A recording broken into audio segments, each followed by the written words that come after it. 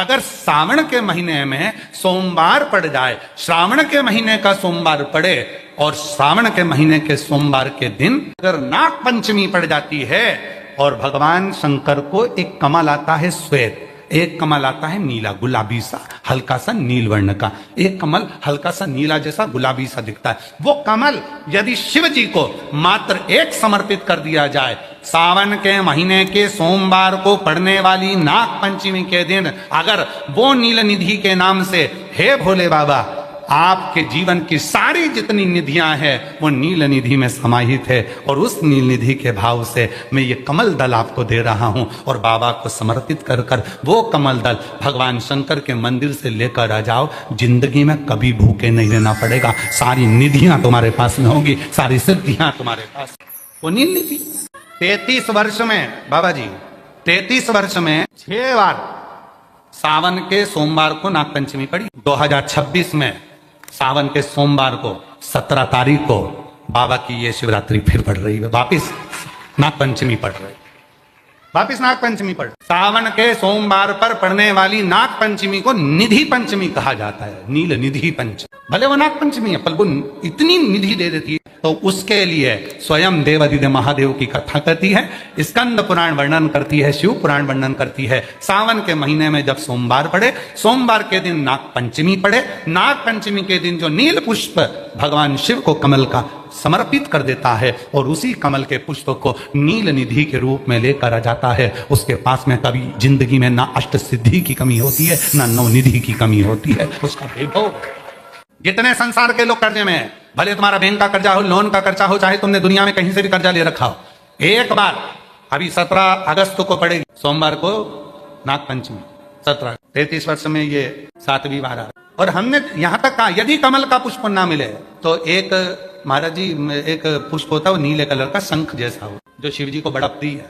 अगर मान लो तुम्हें नील कमल ना मिले, नील कमल प्राप्त ना हो, कहीं सरोवर तालाब में अभी बहुत बारिश हो रही है, कहीं जाना नहीं, नील कमल नहीं मिल रहा है, तो ये नीला पुष्प अगर आपको मिल जाए, एक बार नील निधि के नाम से शिव को समर्पित करना और बाबा को समर्पित कर कर उसी को वापिस लेकर आना। बाबा मेरे घर में अष्ट सिद्धि नव निधि निवास करे, कृपा करना। 1 साल के अंदर आप सब पत्र में लिखकर भेजोगे, आपको किसी के दरवाजे पर हाथ फेराने की जरूरत नहीं पड़ेगी, भगवान जो वैभव देगा वो देखते बनेगा।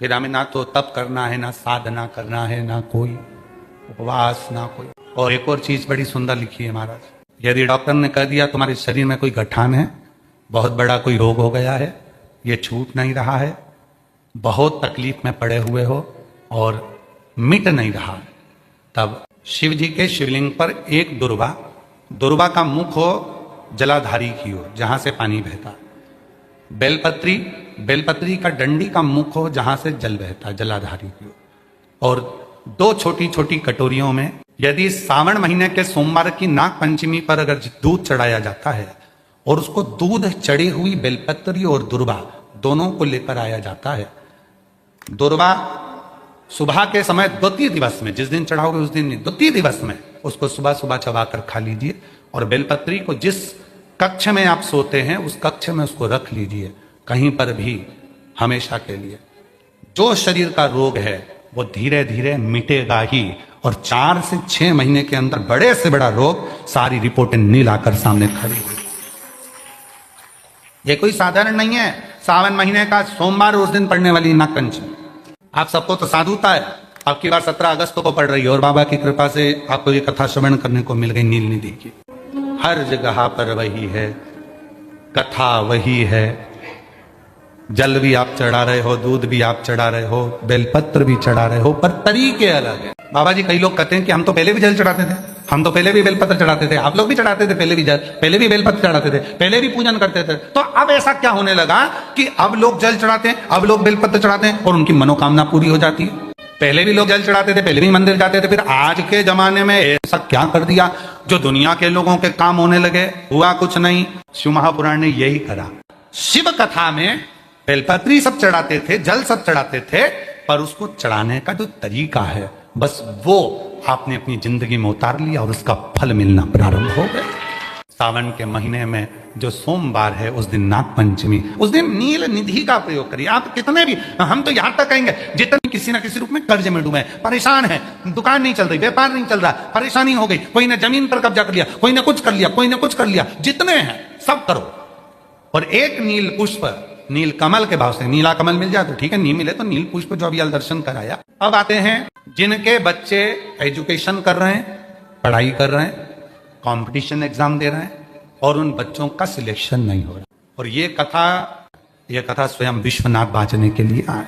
जितने बच्चे एजुकेशन कर रहे हैं और जितने बच्चे कंपटीशन एग्जाम दे रहे हैं, रिजल्ट नहीं आ रहा, 1 नंबर से, आधे नंबर से, 1.5 नंबर से, 2 नंबर से रह जा रहे हो, तो प्रयास सावन के महीने के सोमवार की नाग पंचमी के दिन, सोमवार की नाग पंचमी के दिन लाल चंदन बाजार में होता है, लाल चंदन, उस लाल चंदन का लेपन घिस लो, उसको घिसकर बेलपत्री की दोनों पत्तियों में, नीचे वाली दोनों पत्तियों में उस लाल चंदन का लेपन, बेलपत्री के नीचे वाली दोनों पत्तियों में लाल चंदन का लेपन करिए और ऊपर वाले पत्ते पर केवल बोलते मौली, लच्छा, नाड़ा जो भी है वो बीच वाली पत्ती पर रखकर देवाधिदेव महादेव को समर्पित कर दीजिए और बाबा पर 1 लोटा जल चढ़ा दो।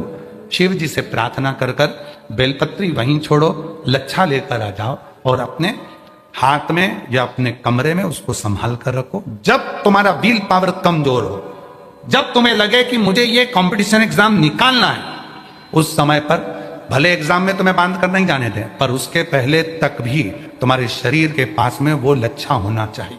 फिर भले उतार कर जाओ, एग्जाम देकर आओ, फिर पत्र इस व्यासपीठ पर तुम्हारा जरूर होगा, मिले। वो साधारण नहीं है। सावन के महीने के सोमवार को पड़ने वाली शिव नाग पंचमी को नील निधि पंचमी कहते हैं। उस नील निधि का मतलब है सारी सिद्धियां एक ही निधि में प्राप्त हो। नाग पंचमी है। संपूर्ण सनातन वासियों को मेरी ओर से नाग पंचमी की बहुत बहुत बधाई। और चौरसिया समाज को आज बहुत बहुत, संपूर्ण विश्व की चौरसिया समाज को हमारी ओर से बहुत बहुत नाग पंचमी की बधाई हो, क्योंकि पूरा चौरसिया समाज कोई दूसरा नहीं है। संपूर्ण विश्व का चौरसिया समाज मेरे शेष नाग और भगवान के गले में रहने वाले वासुकी नाग के कृपा पात्र हैं, आशीर्वाद के पात्र हैं। संपूर्ण चौरसिया समाज को बहुत बहुत। श्रावण के महीने की पंचमी, चाहे नाग पंचमी हो, चाहे श्रावण महीने की शुक्ल पक्ष की, चाहे कृष्ण पक्ष की पंचमी हो, शिव जी पर जल चढ़ाया गया। और समझ लो अच्छे से, श्रावण महीने की पंचमी के दिन देवाधिदेव महादेव पर चढ़ाई गई शमी पत्र, शंकर भगवान पर चढ़ाई गई शमी पत्र, आस्तिक मुनि का नाम लेकर, कौन से मुनि?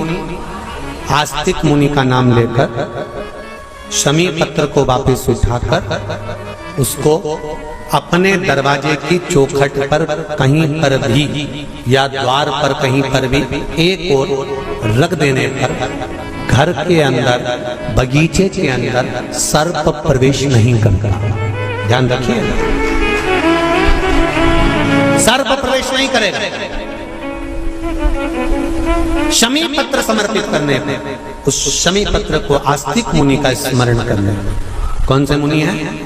आस्तिक मुनि का स्मरण करने पर भीतर घर के अंदर बगीचे में सर्प भी प्रवेश नहीं। उस शमी पत्र में जया, विषहरा, शामलीवारी, दौतली और देव, ये 5 कन्याओं का भाव प्रकट हो जाता है और वो कन्याएं हमारे घर के द्वार की रक्षा करती हैं। तुम्हारे घर की बहन बेटी क्या करती है? तुम्हारे घर की बहन बेटियां क्या करती हैं? घर में बहन बेटी आती हैं तो बद्दुआ देकर नहीं जाती। घर में कन्याएं रहती हैं, बद्दुआ नहीं देती। घर की बेटियां जब दरवाजा छोड़कर शादी कर वाले दिन, विदाई के दिन अगर जाती भी हैं तो बेटियां हाथ में धान भरकर फेंक कर जाती हैं कि मेरा मायका खूब फले फूले, आगे बढ़े। छापे लगाकर चली जाती हैं कि हमने हमारी जीवन की सारी दौलत, जीवन का सारा सुख अपने मायके में दे दिया है। वो बेटियां होती हैं। तो जया,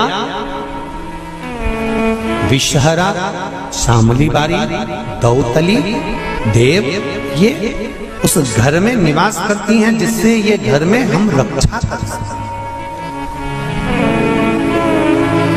रक्षा कर सकते। श्रावण के महीने की पंचमी, कौन सी तिथि? पंचमी, चाहे वो शुक्ल पक्ष की हो चाहे वो कृष्ण पक्ष की। श्रावण महीने की पंचमी के दिन शंकर भगवान पर जिस जिस परिवार के व्यक्ति का कांवड़ जल हमने बताया है आपको, जरूरी नहीं है कि डंडा बांधकर 2 कावड़ के जल के लोटे लेकर जाओ, आप अपने हाथ में भी 2 पात्र लेकर जा सकते हैं। पंचमी तिथि के दिन हाथ में 2 लोटे जल के, 2 कलश जल के जब हम शंकर भगवान को चढ़ाते हैं तो ऊपर जो कमंडल होता है शिव जी के ऊपर जलधारी होती है जिसमें जया, विषहरा, शामली बारी, दौतली और देव, शंकर भगवान की 5 बेटियां जिसमें विराजमान होती हैं। जब हम जल समर्पित करते हैं, हमारे पीढ़ी में, परिवार में अगर कोई अधोगति में मर गया होता है, कुंवारी अवस्था में चले गया होता है, गर्भ में मर गया होता है, गर्भ के बाहर निकल कर भी अगर कुंवारी अवस्था में चले गया होता है, तो श्रावण महीने की दोनों पंचमी पर परिवार का अगर कोई एक व्यक्ति भी जल चढ़ा देता है शंकर भगवान पर, तो सर्प की योनि में नहीं पड़ता, जीव मुक्त हो जाता, प्रेत योनि में सर्प की योनि से मुक्त हो जाता।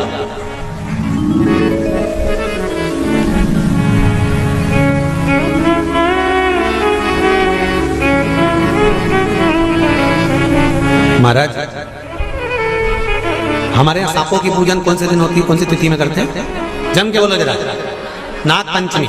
नाग पंचमी का मतलब क्या है? सांपों की पूजन करो। नाग पंचमी का मतलब होता है शंकर जी के मंदिर में जाकर 1 लोटा जल समर्पित कर दो। उसका कारण क्या है कि हमारे परिवार में, हमारे कुटुंब में कोई कुटुंब में, परिवार में कोई 7 पीढ़ी के अंतर्गत भी अगर कोई जीव तड़प रहा होता है, पड़ा हुआ होता है, उसकी मुक्ति नहीं होती है, तो पंचमी का चढ़ा हुआ जल उस जीव को प्राप्त हो जाता है और वो जीव तर जाता है, उसका फिर जन्म नहीं होता, वो तर, इसको मुक्तता कहता है, इसको मोक्ष कहता है।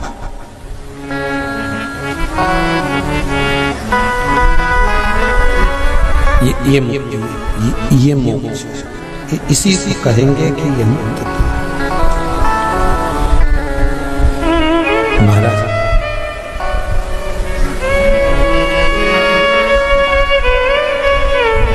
चढ़ाते हो आप लोग पंचमी के दिन, चाहे नाग पंचमी हो, चाहे श्रावण महीने की शुक्ल पक्ष की, चाहे कृष्ण पक्ष की पंचमी हो,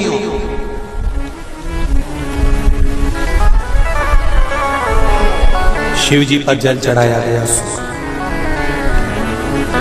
और समझ लो अच्छे से, श्रावण महीने की पंचमी के दिन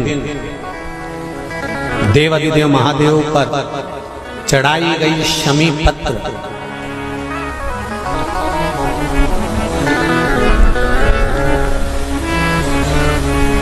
शंकर भगवान पर चढ़ाई गई शमी पत्र आस्तिक मुनि का नाम लेकर, कौन से मुनि? आस्तिक मुनि का नाम लेकर शमी पत्र को वापस उठाकर उसको अपने दरवाजे की चौखट पर कहीं पर भी या द्वार पर कहीं पर भी एक ओर रख देने पर घर के अंदर, बगीचे के अंदर सर्प प्रवेश नहीं करता। ध्यान रखिए, सर्प प्रवेश नहीं करेगा। शमी पत्र समर्पित करने पर, उस शमी पत्र को आस्तिक मुनि का स्मरण करने, कौन से मुनि हैं? आस्तिक मुनि का स्मरण करने पर भीतर घर के अंदर बगीचे में सर्प भी प्रवेश नहीं। उस शमी पत्र में जया, विषहरा, शामलीवारी, दौतली और देव, ये पांचों कन्याओं का भाव प्रकट हो जाता है और वो कन्याएं हमारे घर के द्वार की रक्षा करती हैं। तुम्हारे घर की बहन बेटी क्या करती है? तुम्हारे घर की बहन बेटियां क्या करती हैं? घर में बहन बेटी आती हैं तो बद्दुआ देकर नहीं जाती। घर में कन्याएं रहती हैं, बद्दुआ नहीं देती। घर की बेटियां जब दरवाजा छोड़कर शादी कर वाले दिन, विदाई के दिन अगर जाती भी हैं तो बेटियां हाथ में धान भरकर फेंक कर जाती हैं कि मेरा मायका खूब फले फूले आगे बढ़े। छापे लगाकर चली जाती हैं कि हमने हमारी जीवन की सारी दौलत, जीवन का सारा सुख अपने मायके में दे दिया है। वो बेटियां होती हैं। तो जया, विषहरा, शामलीवारी, दौतली, देव, ये उस घर में निवास करती हैं जिससे ये घर में हम रक्षा कर सकते, रक्षा कर सकते। श्रावण शिव महापुराण की कथा में, कल की कथा में एक वर्णन आएगा, उसको ध्यान से सुनिए।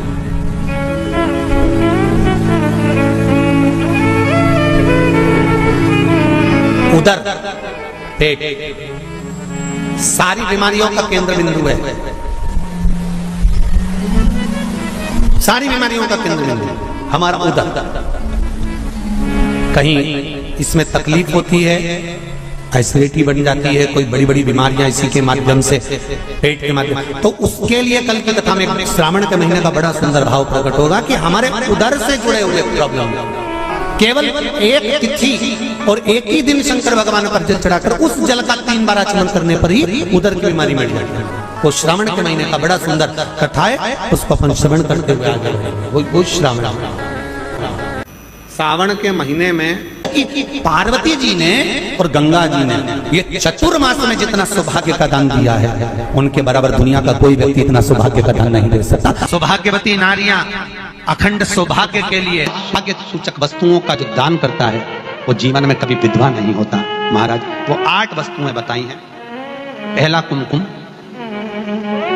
दूसरा पुष्प, चाहे लाल हो, चाहे सफेद हो, चाहे पीला हो, पुष्प कोई भी हो। तीसरे नंबर पर है चंदन, चौथे नंबर पर है तांबुल, पांचवें नंबर पर है काजल, छठे नंबर पर है ईख, क्या बोलते हैं यहाँ पर ईख को, क्या बोलते हैं, गन्ना, ईख। 7वें नंबर पर है लौंग, खाने वाली जो लौंग होती है, लौंग। 8वें नंबर पर है जीरा, जीरा ये भी सौभाग्य सूचक है। कर जो दान दे देता है वो नारी कभी विधवा होकर नहीं जाती, 7 जन्म तक अखंड सौभाग्यवती रहती है, अखंड सौभाग्य।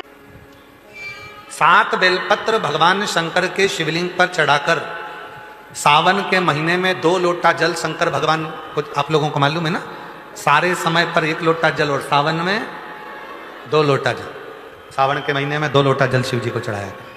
और अगर चिंता ज़्यादा है, टेंशन ज़्यादा है, डिप्रेशन चल रहा है, गोलियों पर गोलियां खाना पड़ रही है, बीपी की गोलियां बार बार खाना पड़ रही है, तो ब्रह्मेश्वर महादेव का नाम लेकर शिव पर 7 बेलपत्र चढ़ाकर, और अगर 7 ना हो तो 5, 5 ना हो तो 3 बेलपत्र शिव को चढ़ाकर दोनों हाथों के लोटे का जल धीरे धीरे शिव जी पर चढ़ाएं और उसी में से थोड़ा सा जल लेकर जो बहुत टेंशन में हो, डिप्रेशन में हो, चिंता में हो, उसको उस जल का आचमन कराना प्रारंभ करो। 3 से 4 दिन के अंदर वो डिप्रेशन से बाहर निकलेगा, अपने कार्य में रुचि रखेगा और उसको प्रसन्न करेगा। ब्रह्मेश्वर महादेव, बोलो कौन से महादेव? ब्रह्मेश्वर। बोलो ब्रह्मेश्वर महादेव की। कहे गुरुजी हमारा इतना कर्जा हो गया, गुरुजी इतना कर्जा हो गया, गुरुदेव वो कर्जा समाप्ति नहीं हो रहा, हमारा पैसा विदेश में उलझ गया, हमारा पैसा किसी ने खा लिया, हमारा पैसा नहीं आ रहा, हम तो जगह जगह से कर्ज ले लेकर अपना कर्जा चुका रहे, वापिस कर्जे में डूबते जा रहे। हमारा निवेदन है शिव जी के मंदिर में भगवान शंकर को अगर आप जल चढ़ाने के लिए रोज जाते हो, प्रतिदिन जाते हो, आप जब शिव जी को जल चढ़ाते हो तो आप जल चढ़ाने के बाद अपने हाथ की ये 3 रेखाएं, ये 3 उंगलियां, अपने हाथ की ये 3 उंगलियां 3 स्थान पर स्पर्श करो। शिवलिंग का स्पर्श, जगतजननी दुर्गा भवानी अर्थात जिसपे शिवलिंग रखा हुआ है वो जलाधारी का स्पर्श, और तीसरा जैसे ये पानी चढ़ाने के बाद ये पानी यहाँ आता है और यहाँ से जो नीचे गिरता है, जितनी मोटाई शिवलिंग की जलाधारी की है, उस जगह पर अपनी 3 उंगली का स्पर्श तुम रुकेश्वर महादेव के नाम से करो और यही 3 उंगली लाकर अपने घर के दरवाजे पर स्पर्श करो।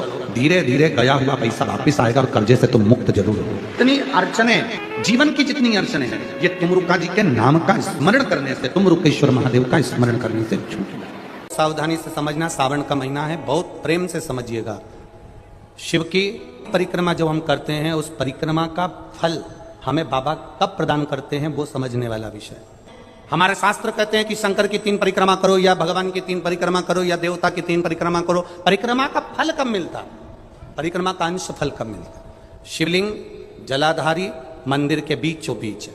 जब मंदिर के बीचों बीच है, नंदी बाहर है, आपने परिक्रमा करना प्रारंभ करा, पूजन करने के बाद यहाँ तक गए, यहाँ से पानी बहता है, जल बहता है, तो हम इसको लांघते नहीं है। नहीं लांघते ना, इसको लांघते नहीं है। जब हम परिक्रमा करने के लिए यहाँ तक जब पहुँचते हैं, पहुँचने के बाद यहीं से थोड़ा सा पीछे हटकर हमको शंकर के शिवलिंग के वहीं से खड़े होकर नंदी का दर्शन करना चाहिए। जब हम परिक्रमा कर कर वापिस लौटते हैं, नंदी का इस शिवलिंग के सम्मुख से जब बाहर बैठे नंदी का हम दर्शन करते हैं और वापिस अपनी जगह पर आकर खड़े होते हैं, तब हमारी परिक्रमा एक पूरी मान ली जाती है और उसका फल हमें प्राप्त होता है। उस परिक्रमा का फल, हमने शंकर भगवान की परिक्रमा करी, किसी ने कहा आदि परिक्रमा करो, हम यहाँ तक गए, यहाँ से लौटकर वापिस आ गए। उस परिक्रमा करते समय हमने नंदी का दर्शन एक बार भी नहीं करा। अगर नंदी का दर्शन नहीं करा तो उस परिक्रमा का कोई फल हमें प्राप्त नहीं हो सकता।